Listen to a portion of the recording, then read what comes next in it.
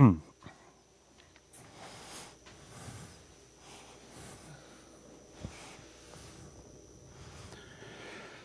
right, welcome to another Be the Exception podcast. We are in our new setup here. Not fully done yet, but getting there. I like it. What do you think needs to be added? Ambient lighting, maybe some candles. What's your take Poster of Yana. Agreed. Rest in peace. R.I.P. What's your take on plants? Plants? Yeah. I think it'd be great, honestly. God damn it, you weren't supposed to say that. I don't think it'd be great, honestly. Okay, that works. What kind of plants? I don't know. We could have a bucket of mushrooms right here. Steph wants plants. I don't think plants belong in a gym. You don't think so? I'm not a fan of them. No. I mean, some vegetation around the wall, out of frame would be good. Yeah, yeah. You didn't even catch that. I did it. I don't know what you're talking about. What are we talking about today? Today we're talking about essentially the why in fitness, performance, and training within several different categories. But essentially it's going to be like why it's important for athletes to understand what it is they're trying to accomplish, whether they identify as an athlete or not. Mm-hmm. Yeah. And then trickle in some other stuff in there. Yeah. I think so this has come up because I've been diving into athletes why a little bit more lately with them. That's good. It is, yeah, and it's not like I didn't do this before, but it's been, I think, a little bit more prevalent for people lately because there's a lot more expansion of the fitness space right now, or competitive fitness space, which I think when we saw in early CrossFit and kind of the mid-10s was people thought that they wanted to be competitive in the sport, but in reality they just wanted more of the physique of the sport that they were seeing on the CrossFit Games and at competitions. So you had people that were thinking that, oh, to get that, the step is to be competitive in CrossFit. And so you'd get them as a coach or get them on board, and they're like, well, I want to go compete at X, Y, and Z. You're like, okay. And then you start training them like their goal is to go and compete in X, Y, and Z. And they don't train like they're going to compete at X, Y, and Z. Yeah, they're skipping workouts. They're not pushing themselves hard. And you're like, hey, what's going on? And they're like, you start having these conversations with them a little bit more because in a consult, your conversation behind the why is, in an hour consult is not going to be as in-depth as it needs to be. True.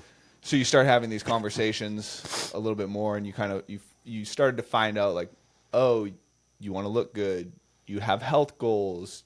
You thought that was the epitome of health, when in reality, that's not healthy a lot of the time. Yeah. And we can create a training program around that experience. Well, most elite level athletes in a sport are not healthy. Right. By the end of the day. Like, unless they're Brett Favre and Tom Brady, people who have lived in a fucking time machine their entire life somehow. Getting stem cells done every year. Also every quarter. true. Cracking the fetus and sucking in the blood, I think, is what Christopher Reeves did. Yeah, I think that's Southeast Asia, but South Park reference. But yeah, I mean, it's great to hear that the why, if you will, has resurfaced, because I've been noticing like we're in a state, not us specifically, CrossFitters or people in the CrossFit light, but like I've seen this in many different sports lately. Mm-hmm. People are trying to refigure out why. Yeah. And big ones have been happening in the swimming world with all the roster cuts and shit in the collegiate setting. Yeah. And then just the other day, somebody asked me like if I'm following World Fitness Project or High Rocks or CrossFit or Grid, someone who has no information on any of those categories. Oh, really? Not a fucking clue. Okay. Yeah. It was very interesting. Yeah. So for somebody who's a random Jamoke Joe Schmo who knows nothing of the world and that we live in, it just goes to show how much of that is actually out there. Like, we've entered a state of like people are going to have to implement a paradigm shift. Yeah. Chaos has been introduced. Yeah. Well, I think chaos was introduced a little bit more in like the 2020 time period with COVID. Well, of course, yeah. But to your point is like, it was introduced in 2020, and people kind of lost a lot of the reasoning behind why they were competing. Yeah.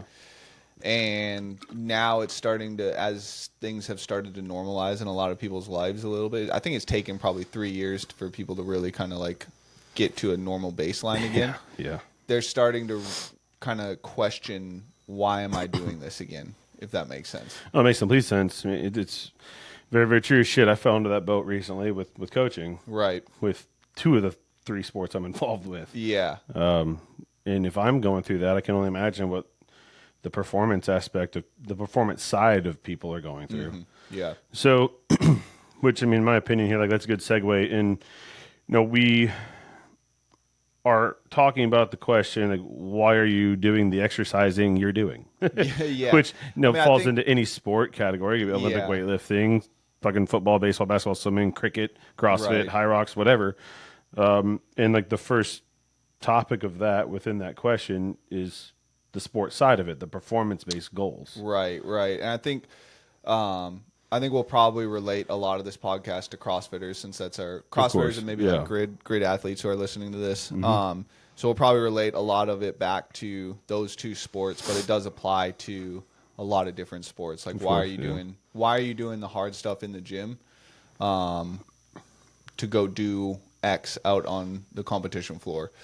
And I think the first kind of category that, I think all of these kind of blend. We were talking about this beforehand. It's like all of these kind of blend together, and you need to have some love of each category to be able to kind of perform at the highest level, or for a performance aspect component to it. And then I think you can, for some of them, you might be able to shave off a couple of them. But I think when we get into the performance realm, there's going to have to be a little tone of each one of these things to be able to perform at the highest level. Of course. And so I think with that being said, maybe we just kick off with the performance side of things. You're may as well training, reverse engineer it, right? Yeah, you're training to be the highest level performer you can be. Yeah. So, I mean, it's a pretty straightforward. Why? Why are you training? Want to be the fucking best. I mean, yes and no. I think, a lot of the actually a lot of the stuff that I've been getting lately from people has been they want to embrace a challenge, and this is kind of like the challenging thing in their life, and so they want to try and accomplish as much as they can accomplish in a sport. It's not necessarily chasing the best, but chasing a challenge is very rewarding to them. And so that's been a lot of that's actually been a lot of the why that I've been getting lately is a challenge oriented mindset, rather than I want to be the best. And I think a challenge oriented, maybe like I want to be the best version of myself is something that is similar to that. But it's been a little bit more challenge oriented mindset lately. So I'm going to play devil's advocate. I mean, I know the majority of the people you're probably talking about, but you know all of them better than I do. Yeah. How many of them are saying that to say, sorry, how many of them are giving you that answer because they want to believe it, when in reality that's not the case, but they want you to hear something that is something they want to believe, even though it'll never Yeah, so you're saying how many people are just kind of like saying that at a front, not necessarily, and they want to put it into existence, even though they are questioning it constantly. So the challenge oriented mindset specifically, or just a why in general? No, like giving you you say, "Hey, Jeffrey, what's your why?" They say, "Oh, I just want a challenge. Yeah, I want the challenge," but that's the front, and underneath the surface is like, do I actually want the challenge? And how is that from the coaching side of it? Like, it's easy to pick up on the front, right? Because the actions speak a fuckload louder than words. Right. Yeah, that's what I was going to go with. It is, with a newer athlete, you're not going to know until you see them start training and like actually doing something.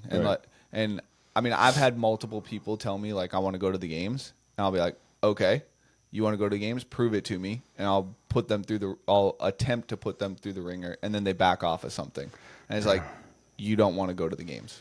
It's crazy too in that sense. Like, following that example I mean, I'm not going to say with how the sport has evolved, but it's still a much higher skill set demand than it was in 2010, Way 2000. higher, right? Yeah. So, like, knowing how much work has to be put into it, and how it has to be. If you have a full-time job, well, it's got to be almost a secondary full-time job. It's literally has to be a secondary full-time job. Like if you have a family, your family has to be a supporter for that. Like, you're Right. putting your family life on hold for a little bit, to a degree, right? I mean, ultimately, it depends on what's happening within your relationship with your family, but it's not out of the realm of possibility.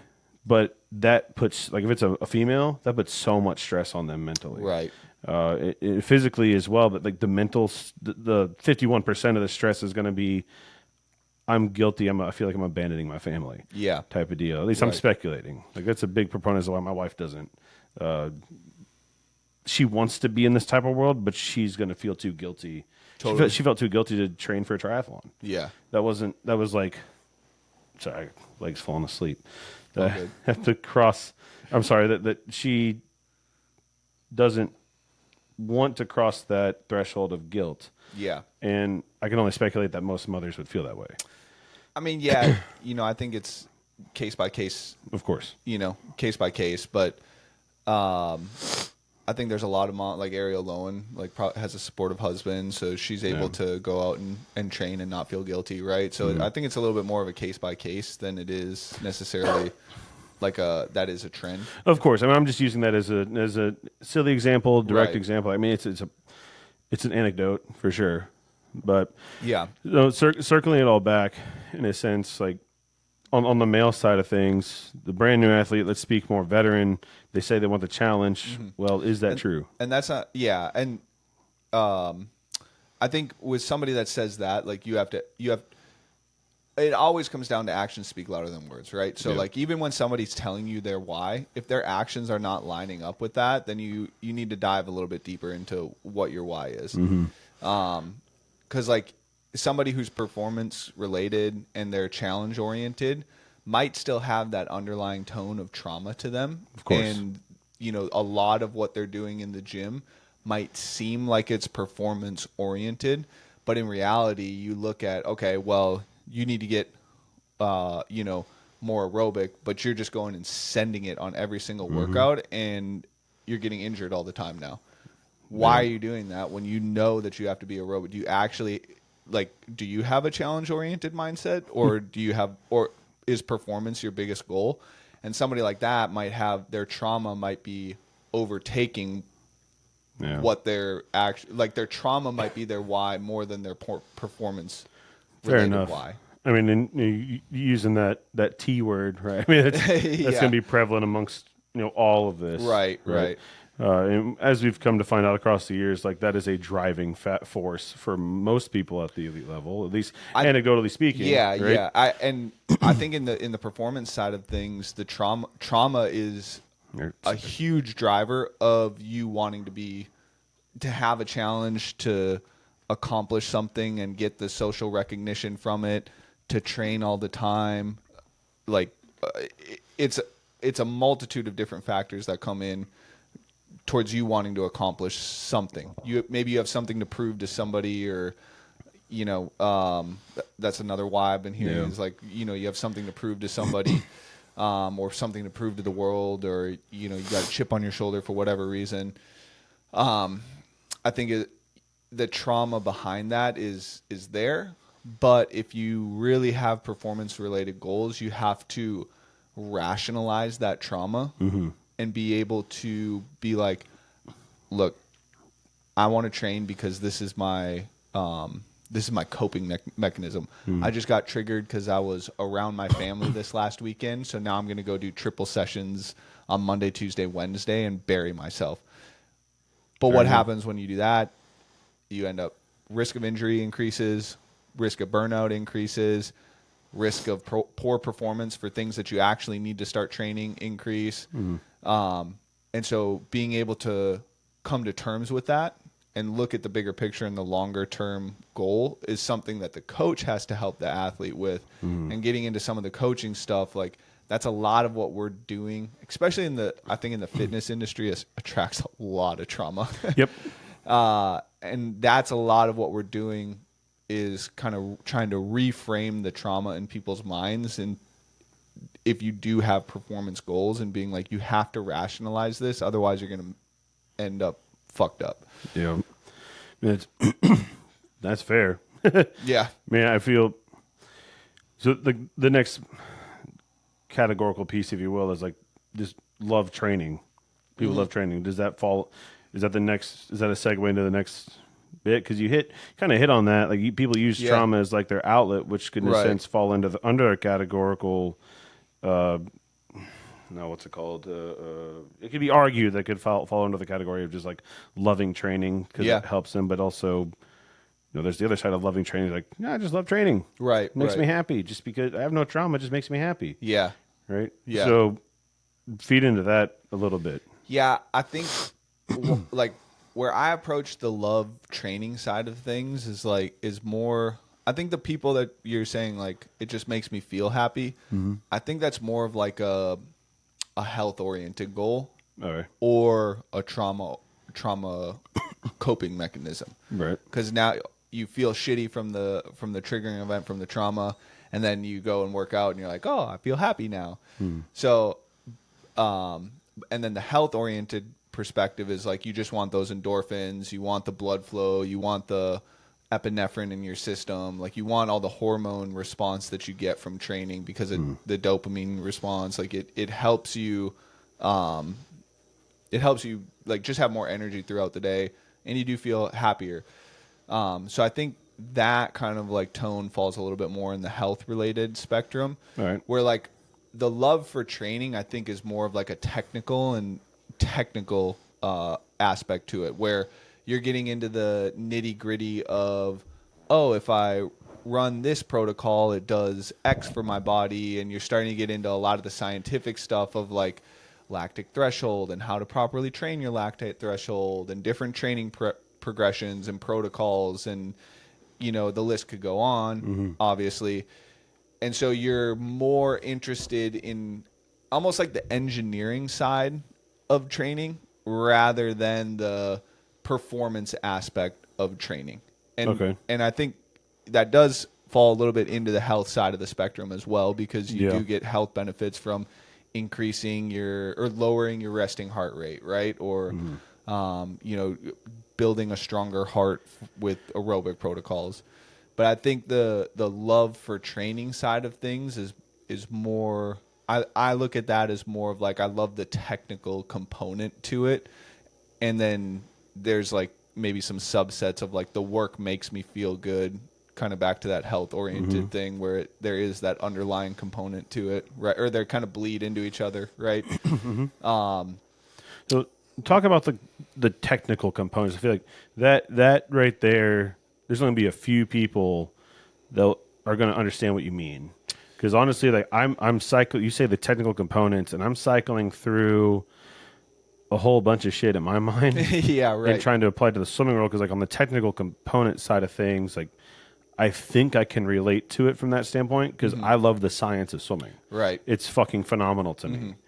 How does that, like maybe the technical components, the science of fitness, those two things specifically, how would that, just elaborate on that a little bit? Yeah, I mean, Please. So if you have I think you just have a certain type of individual who really loves like genuinely reading scientific studies and like looking at abstracts and then the methods and then reading how the methods work and the breakdown of the data, and they like collecting data and then they like analyzing data, et cetera. Like the list can go on. So it's you like sound like a grid coach. Yeah, I sound like a specific grid coach. But I think it comes from more of like this curiosity standpoint and this engineering and like technical standpoint, that people like the scientific structure to the training, and they feel like if I input X, I'll get out Y, and then I'll have another data point to plug into another X variable and then a Y. So it's like this constant XY variable discovery process to create this optimal maybe like test or muscle mass or VO2 max or heart rate threshold or lactate threshold. So you're trying to work these very specific protocols, and you could even do that in the sport too. Like, I want my handstand. This is more like what we do is like we're like I want this individual's 5-minute MRAP of handstand push-ups to improve. How do I do that? And then you have lactate threshold, muscle endurance, absolute strength, absolute pressing strength. Like, then you have all these like different variables that you can plug and play with, right? Okay. And so it's like the actual training kind of scientific approach to it is what people like. So yeah, it makes sense. 'Cause it sounds like the love for training under this, like, why are you doing exercise, is has two subcategories: the coaching side, really, like the coaches and or the head of programming of something, or people seeking out to revolutionize an aspect of the sport, like or just the fitness in general, or to figure out the body more, or someone on a mission to rebrand things and rebrand things, resell them to people as their new idea. Yeah, I mean, so there's that. Tony Horton, P90X. Right. So yes. So maybe there's 3 subcategories. Maybe that's a subcategory of a subcategory. But either way, I mean, the technical side sounds more like somebody like us, the person, the coach. Yeah. Somebody who wants to be a coach, or someone who's just fucking fascinated with the body and wants to see what it can do, but not good on the coaching side. Like, all right, so they're going to link up with someone or run their own shit, right? Right. And then there's the health goal side of it with the love for training is they just want to feel good. They want, or they're following the science. There's still a sciencey piece of it. They want to follow the sciences of how to be healthy. Yeah. How to live the longest life possible. Right. Their competition in life is just to live to be 150 or some shit. Right. Yeah. Yeah. Or just have high quality of life until they do end up passing away. Maybe they're like, I want to run around with my grandkids and do, a lot of the masters athletes right now that are in their 50s and 60s are very mobile individuals. And they're on absolutely nothing. Well, sorry. I'm a dick. I'm sorry. Yeah. I'm sorry. But their quality of life is pretty high late into their life period, if that makes sense. That makes sense. So, and my grandpa's gonna be 99 in 2 weeks. That's motherfucker hasn't been on a single thing other than homegrown green beans, tomatoes, and corn. I mean, he's low stress. Yeah. I mean, he's always out in the barn. Well, until they moved to a nursing home, but always out in the barn for 8 hours a day. Loving life, probably. I think so. He never seemed like too upset. That dude never said a cuss word. Never heard him cuss. I think that's. I mean, this is a little bit of a tangent, but I think it is. But it applies to the love for training. Yeah, I think that's the biggest thing is low stress levels throughout the course of your life. Like Warren Buffett is old as shit. He eats McDonald's and Diet Coke every day. Yeah. I mean, something could be said to be like cortisol being a killer. I guess. I think that's a big thing. But yeah, right. So I do want to push that into the. Oh, that's Coach RX. You don't have to worry about that. Health goal part of it. So there's the selfish, quote unquote, health goal part. Right, with the stuff we just said. But what if you have a family? So, like, are you referencing? Like, my answer to you, like, why? I'll just be subjective here. Getting onto some peptides and TRT specifically, like, is to help me get back to the point where my kids can start seeing their father work out again. Okay? And instead of just like bossing them around, like do this, do that, do this, when we're outside doing work in the yard, I want them to keep up with me, not the other way around. Yeah. I want them to make sure they know I'm king, right? No, I'm just kidding. But like setting a good example for your kids. Yeah, I mean, that might fall a little bit more under the social aspect of training. Okay. I would think that would be my opinion on that. Is like you have more social aspect goals, right? I mean, I guess by the definition of it, I guess it is a social. So it's like a social acceptance. You're wanting a hierarchy inside of a specific group of people. Yeah. No, that makes okay. So I'll reframe it in this way. But part of that is getting healthy, right? Yes. So Yes. again, like we might be re-engineering this, and maybe we need to put health at a different level on this. Well, maybe. I mean, obviously, health like trauma is going to apply to all of it. Yeah, right. But I think those two, social acceptance, health, and maybe trauma, all kind of are like a little bit intertwined. And then you might have some underlying like love of training, like you maybe you played a sport in the past, and you're like, yeah, I like the way that made me feel. So I mean, that might be a little bit. Or you're like, I loved the why behind running certain intervals or something like that, or I loved the why behind getting more powerful in the gym, or So, but I think if you're doing it more for like, I want to be perceived as something, that has a little bit more of like a social undertone to it. So I guess how I meant it is like, I don't want my 3 daughters to perceive me as it was a joke when I said perceive me as king. I'm always right. But I guess it means like if they see their mother and father living a healthy lifestyle, like they're doomed to repeat it for the most part, right? You say doomed to repeat a healthy lifestyle? Well, it's a saying, I guess. I mean, more likely to repeat, blessed to repeat it. That works. Angelic to I fucking know. Angelic. So the whole lead by example, right? I don't want my kids to view my wife and I as like leaders in this. Like, yes, I want them to, but like just thinking selfishly as a father, I want my kids to prioritize their health and understand the value of exercise, eating well, reading, listening, sleep, etc. Right. So in order to do that, I need to lead by the example, though. Yeah. So where they develop those habits. So if I don't want to work out, it's like, well, bitch, you need to, so your kids can be better. Yeah. Like not better athletes, but so like they can have this high quality of life. Their blood work will be fine. Yeah. They won't have to fall into this bullshit of like, hey, Dan, you're low on tests. Like, you need to give your kids tests. Like, I mean, girls, but you know what I mean. I think that's called transitioning, right? Or I don't know. I think they have to like nothing. We should not go down that road at the moment. But how? Well, I don't really know what a follow-up question to that is, but like, I guess that's what I'm trying to get to. Yeah, I get what you're saying. Is like you want to be.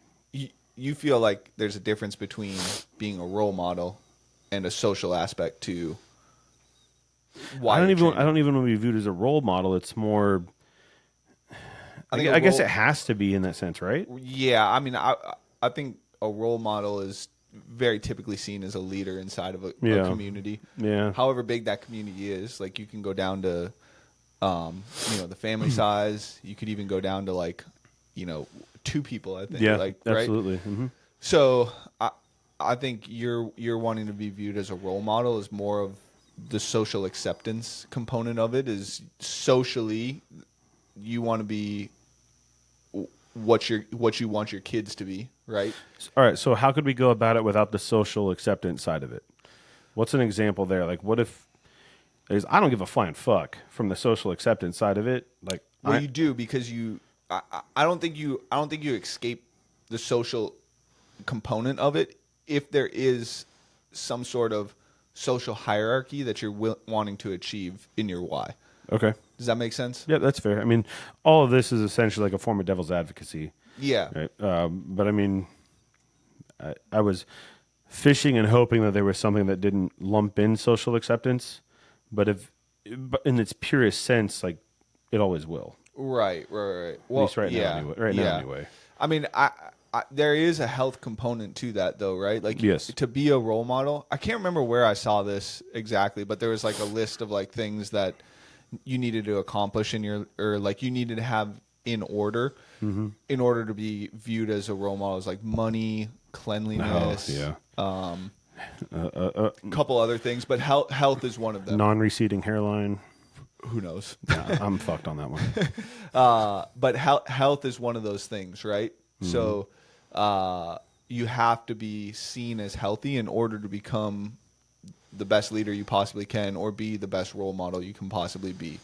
And so gotcha. I think is that kind of a little bit more like what you were leaning towards, or no? But it's okay. Okay, it's fine. I don't think it's possible to, with the time we have, to go down a rabbit hole and like try to break that construct. Okay, yeah, for sure.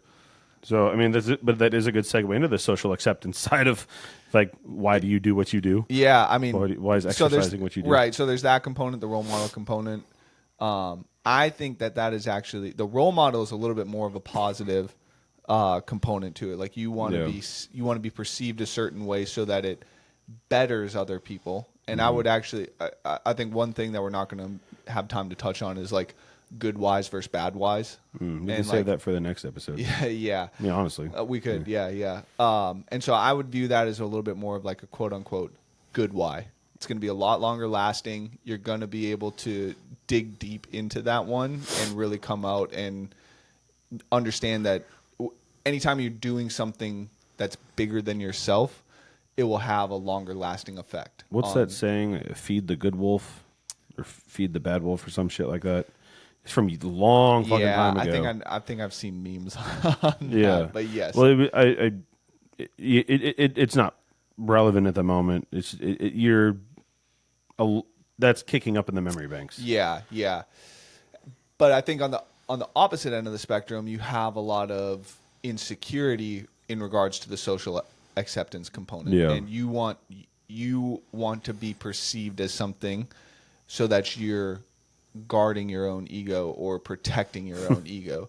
And so that I think is a little bit more of like a negative component to it. Mm-hmm. And I'm not trying to say that an ego isn't a good or bad thing, because in order to be at the top of something, you have to have a little bit of an ego to yourself and a little bit of belief that you're able to accomplish that. So that kind of ties back into the performance related aspect to it, right?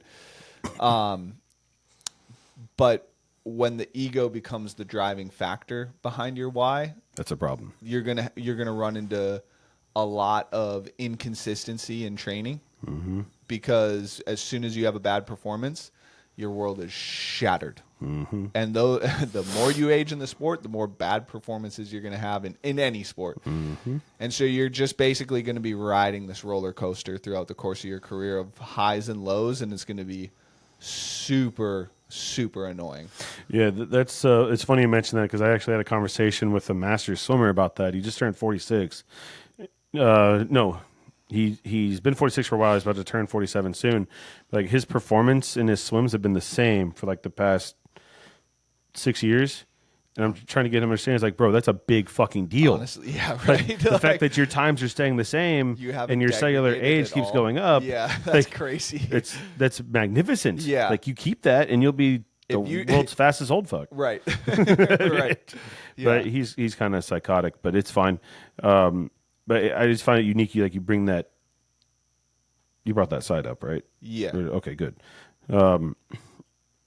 That has taken a big hit on like his specifically, because he's always posting his shit on social media because he doesn't know if like what do people think and this, that, and the other. Yeah. Which is more the negative side. Which is it time for that part? You become more anxious, right? Yeah. Yeah, I mean, you can talk about that. You cry too much. You throw hissy fits. His TRT might be off. You stomp out of rooms. I'm not saying him specifically. Every fucking thing we've seen is coaches. Oh, yeah, damn. Right.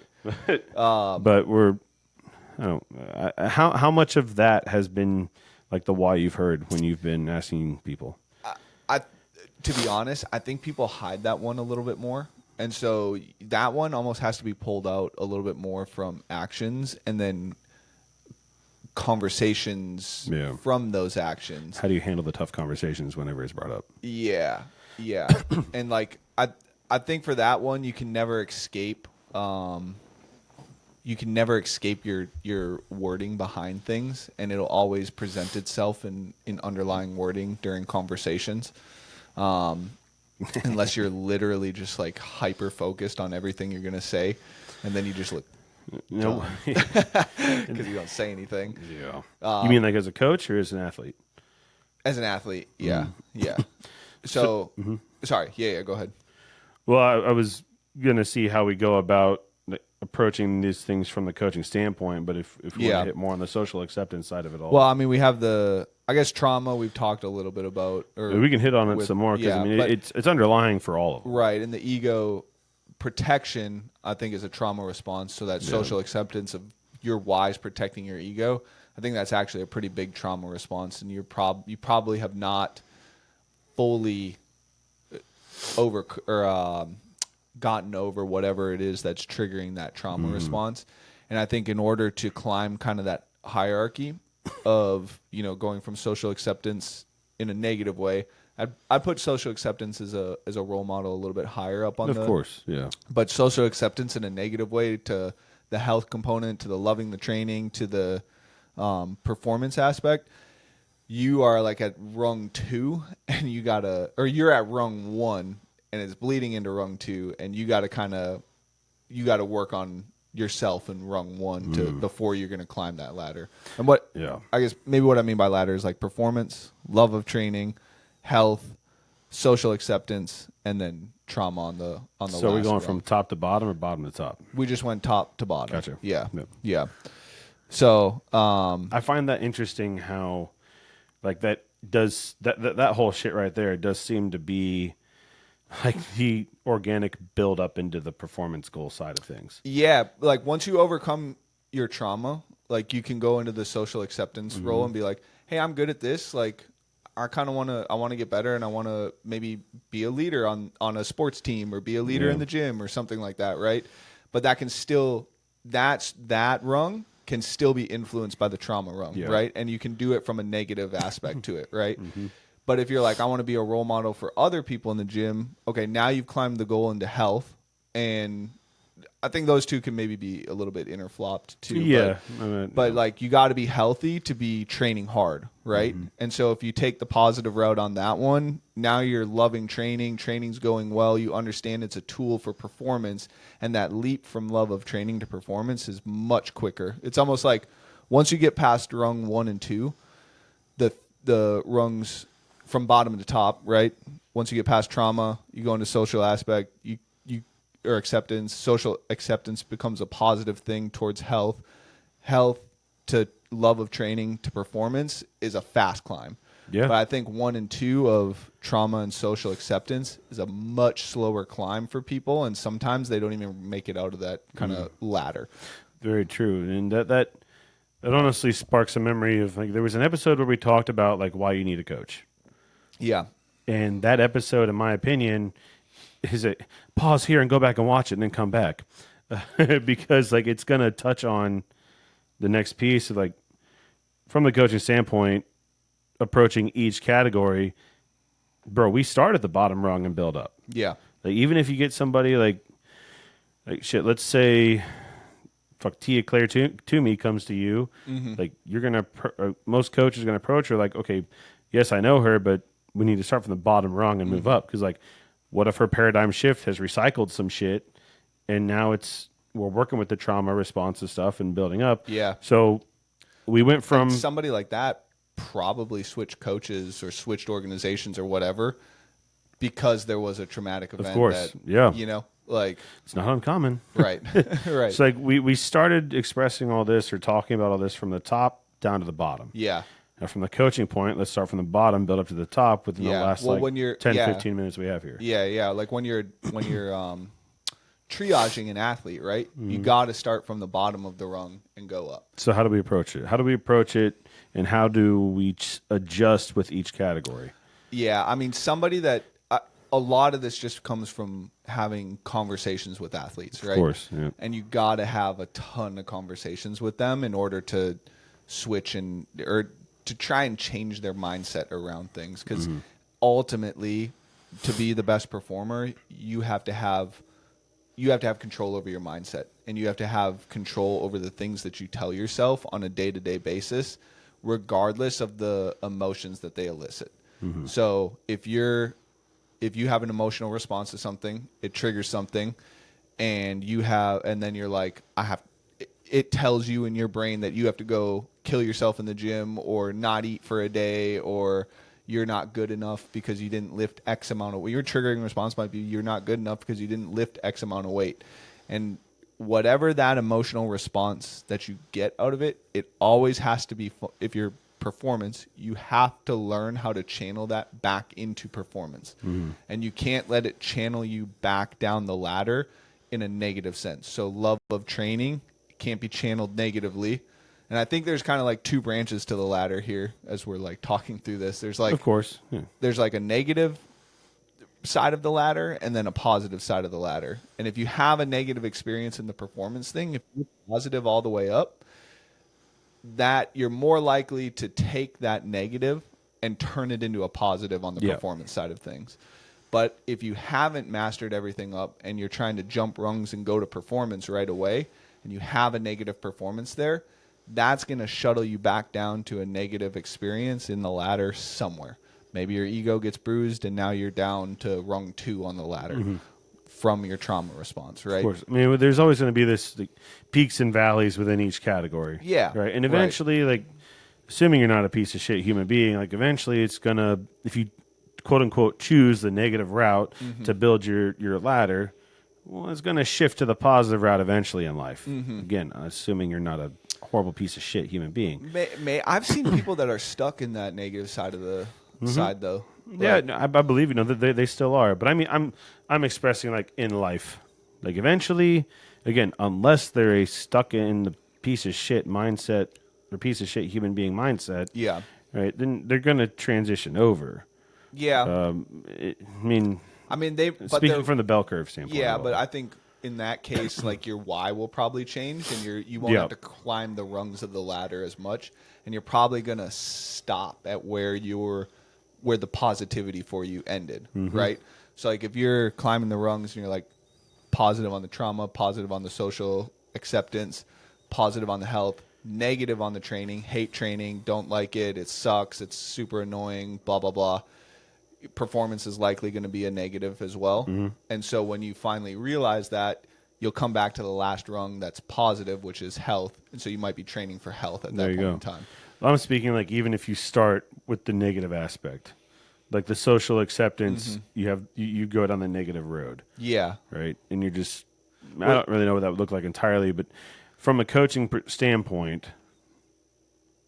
But like in that point, like going back to that point, I think these are tangents, but I think we're just trying to define this a little bit better, right? Oh, we are. So like going back to that point, like if you start out in the negative, you're always going to come back to that bottom rung, and you're always going to have to take the trauma and make it positive. So you're going to come back to that bottom rung, and you might turn that trauma into positive and then climb the ladder from there, right? So like you might later on in life, like you might be doing all negative, right? And still competing under a negative standpoint. But when you make the shift towards trying to become the better person and turn it all into the positive, like you were saying, you'll come back to that bottom rung, and you'll work to create that trauma into a positive response. Then maybe you'll climb the ladder to social acceptance and being a positive role model. And then you might climb the ladder into health a little bit more. And then now maybe you're in the master's category and you're like, hey, there is an opportunity for me to compete again. You might climb the ladder into training positively and then performance. But that individual that I think that is has a negative, climb the ladder negatively, all their steps to the top are going to take exponentially longer. Whereas somebody who climbs the first 2 rungs positively, those last 2 are just going to come naturally, right? Where somebody else, it's going to take them time to have that health go into positive training and positive training go into performance. So, but again, to wrap it back here, like you got to start triaging with a conversation of asking why, and then looking at where those actions line up to that why. And then from there, you're like, what rung of the ladder are you on? How often do you, as a coach, do we recycle the why conversation? A lot, because I'll ask. So like I get a lot of people who are like, they don't want to take rest days. And it's like, why? You understand that resting is like where you make all your gains, right? So the most important thing you should be doing is your rest days are sacrilegious, and you should not be doing shit on those rest days. Like not anything. Where is this rest muscle and how do I train it? Exactly. So like, and when people ask me, like, especially after competition, people, especially after online qualifiers, competition, whatever it might be, people hate taking rest days. In reality, like, you might not be feeling bad because you had a low amount of volume, but your hormonal system and your central nervous system is fucked up. Yeah. Fucked up. And if you go right back into doing training, you're now sitting in that prolonged state, and down the road, your performance is going to suffer from that. Yep. So you need the time off after your training. And like, I understand there's things that you can do. Like, if you go for a walk, it helps reset you into a parasympathetic nervous system, or you go on a slow bike, it helps you reset into a parasympathetic nervous system.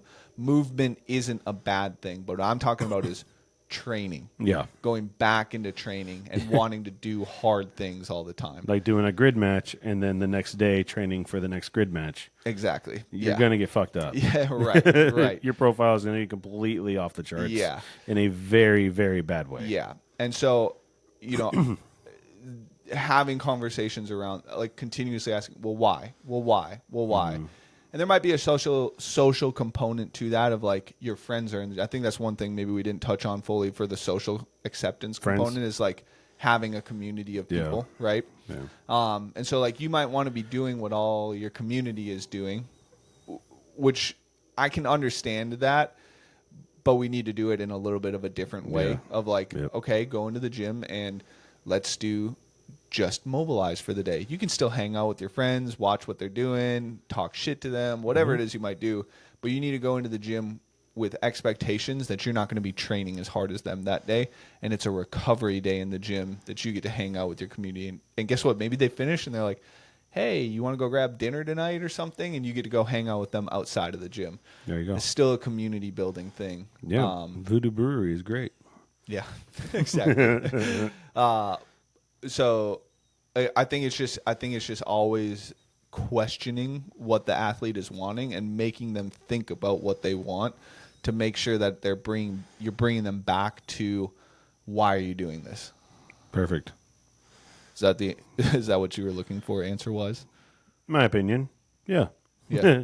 I mean, I think that's a perfect way to close that because it's very straightforward. Yeah. I mean, it's the answer that's known, but going through all these steps is of recognition, and like the latter metaphor it paints a very clear picture. Yeah. Hopefully that visual makes sense for people. I think we'll probably try and make a graphic for it, honestly, because it makes sense to me. I mean, it's very easy to follow.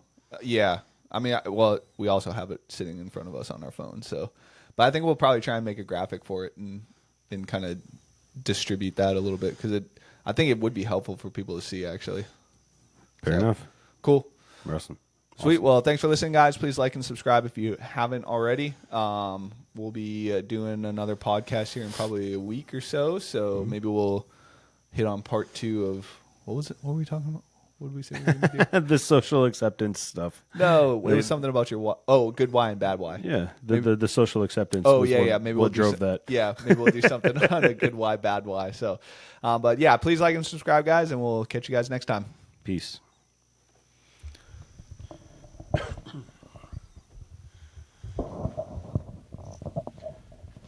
Let me unplug the mic.